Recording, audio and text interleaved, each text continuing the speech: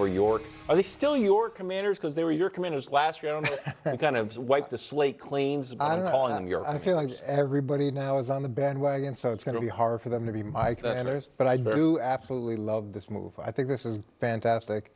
And to me, this makes so much sense. We've got a young quarterback in a division with the Super Bowl champions, and you've got a little bit of an arms race, and you've got to do what you can to help support them. And I think with Washington's cap space, which is significant, they can make this move without too much problems. A 5th-round draft pick I don't think is unreasonable at all. And maybe Debo's not exactly what he was. He doesn't return to total form. It's still a significant weapon, both as a receiver, and then he gives you the versatility to do whether you want to use him as a runner, whether you want to use him on gadget plays. He's an East Coast guy, grew up in South Carolina, so maybe being back home, closer to family, that could help him too.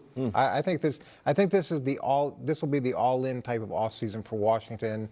That was what we saw Houston try to do last year, which makes total sense when you got a quarterback at this rate. It does. They hope that their veteran, somewhat, disgruntled receiver acquisition works out better than Houston's did with Diggs.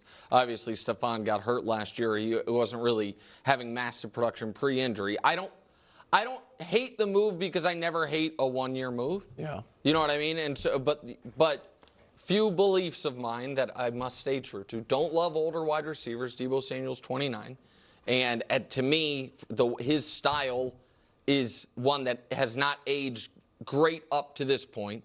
I don't love the fact that they have now traded away a 3rd, 4th, 5th round pick because they traded the 3rd and the 4th for Marshawn Lattimore. That didn't work out last year. He was hurt most of the time, but they do at least have him for 2 more seasons. I also am curious to see how much he will thrive outside of the Shanahan offense. It is so low risk that I don't mind them doing it because they have more cap space than they can spend. And sometimes, and you can speak to this probably better than me, Coach, but you have all this cap space and you end up signing bad contracts because of it. Like you got to sign free agents. And so you don't want to do that. That's why I like the fact this is a 1-year deal. I am a little nervous that this team might maybe think it's a touch closer than it actually is. Because listen, they were in the NFC Championship game. I understand that. And they got beat in that game the way my team got beat in the Super Bowl. The Eagles were just rolling at that point in time. Give them credit. But so much of last year was these magical Jaden Daniels finishes. Yeah. Now all of a sudden it's a second-place schedule instead of a last-place schedule. You don't sneak up on anybody. You maybe don't have quite those magical types of finishes. It just feels a little rushed. I understand why they're doing it because quarterback on the rookie scale, you want to try to win right now. I understand that entirely. I also just don't think he is at this point a massive difference-making player. But So I'm excited to talk about this. Nick, first things first is great at serving up, I think, conversation starters rather than just the conversation itself. So I missed this show. It gives me so much to work with. So, there's a lot to unpack here. Because some of the things I understand what he's saying and I can, dare I say, even agree with. And some of the things I'm just kind of like, no. First off, thinking that Debo won't thrive outside the Shanahan system. Cliff Kingsbury is an awesome offensive mind. I've been saying that for years. I said that before he even had Jaden Daniels with the Washington Commanders. That was one of the biggest reasons why I said that I think that the Commanders are going to be really good as well as Jaden Daniels because of the combination of Cliff and Jaden. So no, I think Debo will absolutely be put in plenty of situations to succeed. No question about it.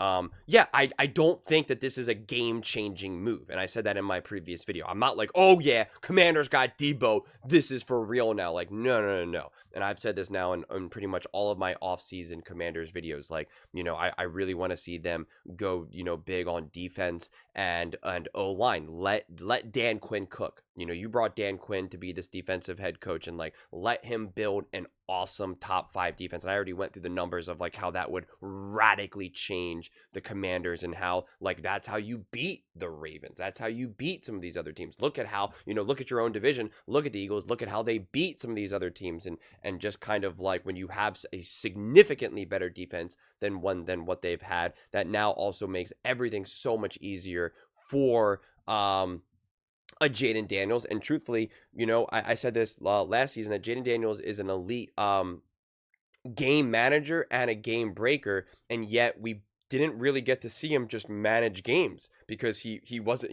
his team wasn't in a position to. And it's like, let Jaden Daniels just be a game manager. And it's just like, if you can build, games and play games where you're just asking Jaden Daniels to be a game manager, it's like, it's a wrap, bro. Like it's done, like it's just, just count up the rings. So and that really, so much of that is with defense. And again, if you're not going to build an awesome defense, well, then there's really no reason to bring in Dan Quinn. And that's the luxury of having a Dan Quinn and a Cliff Kingsbury on both sides of the ball, as well as obviously a quarterback like Jaden Daniels. So to me, I'm not like, oh, they're just a big, a few big offensive weapons away from, beating the Eagles. It's like, no, they're not. And what Nick is now going off and saying, and I'm going to make a separate video because Dan Orlovsky is the one that said it first, quite frankly. He said it like in the morning on that show, Unsportsmanlike or whatever it is. He kind of talked about how, like, listen, he thinks that people think that the Commanders are closer than they are because they won so many close games. Now, to some degree, I understand that, and I can agree with the sentiment of it. But the problem is, because I do think it's always fair to accurately assess what we just witnessed, which sometimes people don't really want to do. They just kind of want to ride a wave of momentum. And I try to cut through all of that, the good and the bad. It's like, I really just want to get to the heart of the reality of a situation. And there is a reality to that, right? That they were able to get away with some of these close, tight wins that we know historically you can't rely on year after year after year.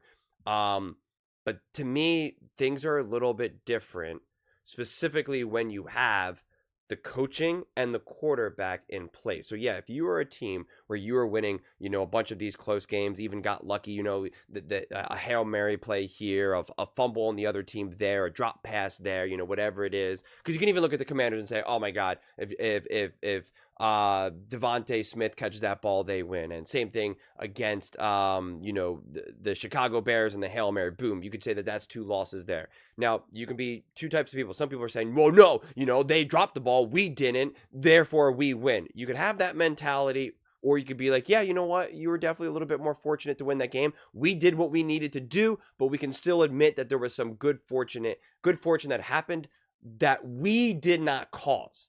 We didn't force the drop pass. We didn't force the whatever it may be. And I think it's important to acknowledge that. It doesn't mean that you were lucky to win necessarily, but you had some goodwill come your way. And I think it's just important to kind of, sometimes pick and choose and figure out when to kind of really acknowledge that and wrestle with that.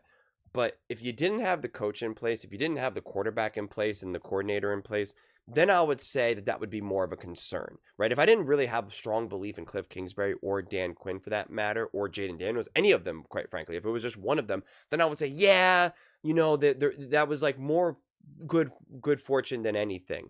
But we can obviously clearly see the level of play that the Commanders can bring. Whether Jaden Daniels was a little bit lucky or fortunate to get a couple extra wins throughout the season than he maybe could have had if other things kind of unfolded differently, that's fine. And that's objectively and subjectively true, but it also doesn't change how special and how great Jaden Daniels is either. And same thing with Cliff Kingsbury. Cliff Kingsbury, yeah, should he technically have a couple extra losses on his record, or Dan Quinn?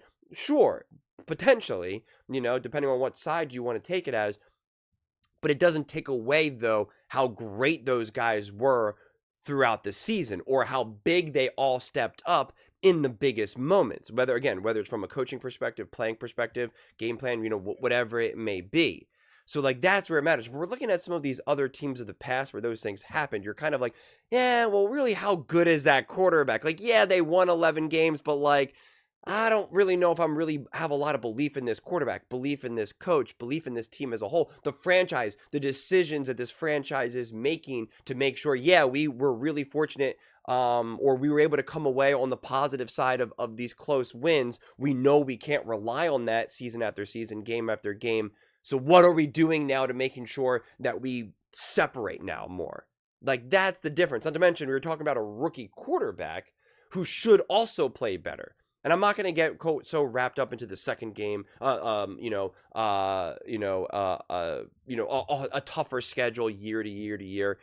We never know what that looks like, quite frankly, because we always say, oh, they're going to have a tougher schedule, but yet we don't know what these teams are going to look like the next season. There's no guarantee that the Eagles are going to be as great as they were last. And there's no guarantee that maybe the Giants are significantly better. Maybe they get Shedeur Sanders and he pops and plays great. The Commanders know that things can turn around very quickly. So you just have no idea. So I'm not going to be so quick to make these strong predictions about what the schedule is going to look like next season, because for all we know, Patrick Mahomes rolls an ankle and he's out for 6 weeks.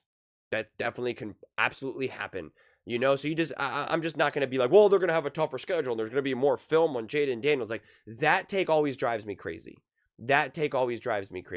And they talked about the Texans or Nick brought up the Texans, and it's just one of those things where it's just like, yeah, I get what he's saying. That team dealt with a lot of injuries. I really feel that their offensive coordinator failed to really be able to adjust with the in and out aspect of the line with the lineup, which, to be fair, is difficult to deal with, especially when you're a young coordinator. I think you need to be a really experienced coach of constantly changing these pieces and having to adapt. It's hard enough to be a great coach when you have set great pieces, let alone now when you have people going in and out of the lineup. You were planning an offense with this wide receiver and this running back, and now one of them leaves, or now both of them leaves, and now you have one on one game and not the other. Then you switch. Like, it's a lot for a young up and coming coach. So we can defend him or just say he's not good. Either way, it wasn't good enough. I don't see that type of issue with a Cliff Kingsbury, especially because so much of this offense was because of Jaden Daniels. It was really 100% run through Jaden and Cliff, less so than the players themselves in terms of like the other weapons. Whereas, again, we have certain other offenses where it's clear, oh yeah, this is really because of the running back. This is really because of the wide receiver. This is because of the collection of weapons combined with the coaching. No, it was really very much like, this coach quarterback duo of Cliff and Jaden, which I think this team could have many different iterations of an offensive from an offensive weapon standpoint, and you'll still see high levels of success. Obviously differing degrees of success, but still high levels of success. Very much like what we can see with Patrick Mahomes and Andy Reid in terms of like, this person's injured, this person's not injured. We have a great Tyreek Hill. Nope, we don't have Tyreek Hill anymore. Whatever it may be.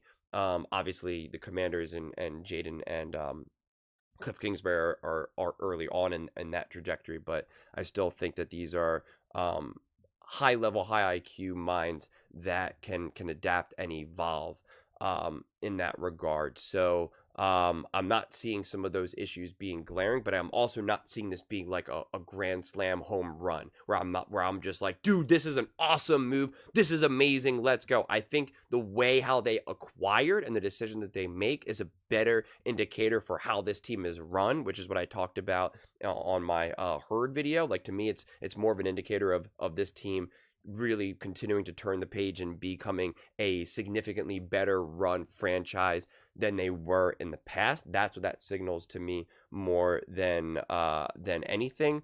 But I think one of the only other issues that I saw that I kind of alluded to a little bit earlier in this video was about Debo's potential inconsistency, his health, his age. I do think that is something worth considering. I'm not going to be so quick to just put a ceiling on him, because Nick should learn his lesson because he did the same thing with Saquon Barkley. He did the same thing with Derrick Henry.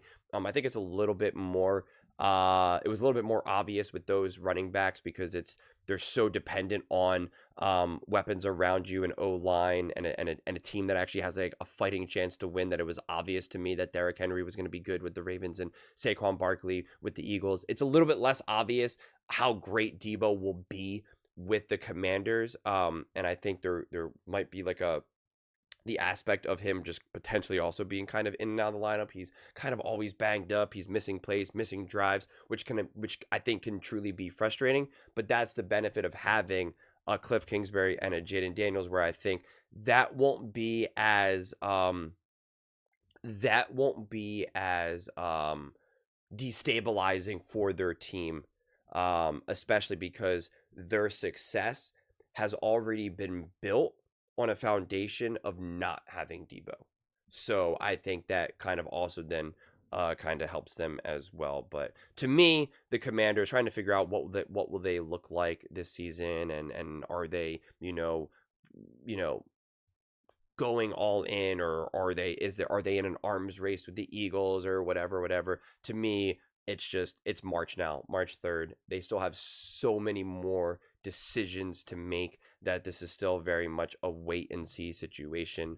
I do think that they'll be better from last season into this season, just by virtue of the fact that Jaden Daniels is going to be better. Cliff Kingsbury is going to be better. And Dan Quinn will be better because he should have a better, more defensive, I don't want to say weapons, but just, more to work with defensively, so he can start to do his vision, so he can start to instill his vision of how he wants his defense to look. And again, what does that all look like when it's all said and done, when the season begins? We really got to wait and see. I know people are very excited and want to be able to like plant the flag and say, this team is going to be amazing. This team's not going to be amazing. This team's going to win it all. This team has no chance to win it all. But I just think, especially with considering the moves that the Commanders have in front of them, and just the earliness of this franchise, considering it's just been this past year where they turned everything around, it's very much kind of like, let's just see what other choices and decisions they make moving forward. But those are just my thoughts.